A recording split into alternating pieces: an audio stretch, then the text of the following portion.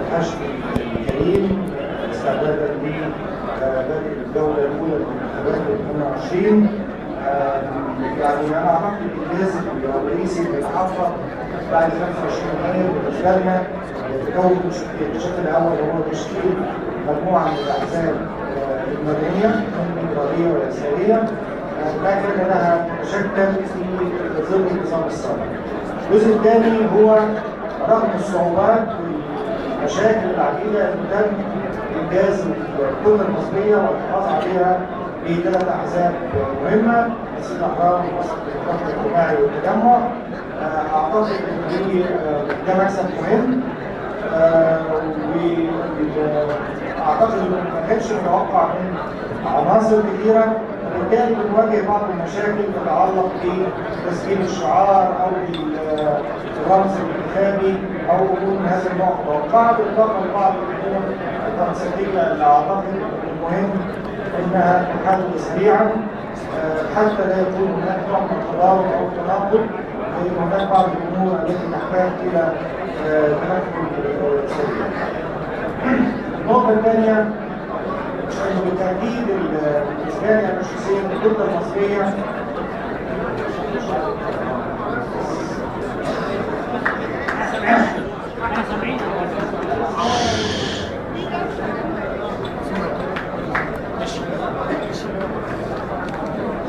تفضل دكتور عماد.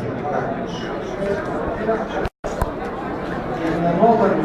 الثانية اللي عايز أركز عليها إنه بالنسبة للكتلة المصرية أنا أعتقد إنها قدمت نموذج مش مسبوق أو غير مسبوق في الحياة السياسية المصرية، اللي هو ائتلاف مجموعة من الأحزاب أو ثلاث أحزاب اتفقت على أرضية الدولة المدنية الحديثة، اتفقت على أرضية المواطنة والمساواة بشكل رئيسي، وبالتالي لو نظرنا في البرنامج هنلاقي فيها تمثيل من اقصى اليمين لاقصى اليسار بالاضافه الى الوسط. انا اعتقد انه عناصر الكتله المصريه لها دور مهم في الحياه السياسيه على مدى الشهور الماضيه، وفضلا النهارده الصبح كان عندنا لقاء بتاع الدكتور علي السلمي الخاص بكيفيه تشكيل الجمعيه التاسيسيه اللي لسه طلع الدستور والمبادئ الدستوريه او حاكمه للدستور، واللي كان حضر كل الاحزاب السياسيه بمكان وسط ومكان وجه، لكن لم تحضر لا احزاب لا الاخوان ولا الاحزاب السلفيه، وده بيأكد على انه احنا وصلنا لمرحله فيها قرارات بقطع مجرد الحوار. وانا اعتقد ان الحضور في النهارده جماعه الدكتور علي السلمي كان حضور مميز وضخم، وكان في تعهد من جانب حسب المبادئ اللي وزعوها علينا، واللي كانت في 23 جلسه في مؤتمر النقاط القومي. انها بتتكلم على الدوله المدنيه، بتتكلم على الوطن، بتتكلم على التمييز، يعني هي نفس الافكار اللي احنا بنسعى للدفاع عنها. وانا اعتقد ان الخطوه اللي قدمت اليوم خطوه مهمه، وانا اعتقد ان الكتله المصريه لعبت دور مهم في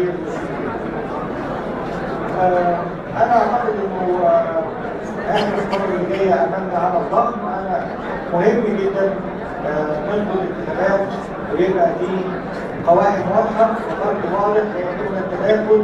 ولا اكثر من مرشح من الكتله اقعد ولا اكثر من قائمه لاحزاب الكتله في دائره واحده، وبالتالي ده اعتقد ده الجهد الاهم قبل دخول الجهد الثاني الخاص بمحاوله اقناع اللجنه العليا للانتخابات بان تكون اكثر ايجابيه في التعامل مع مطالب الحكومات المصريه. شكرا.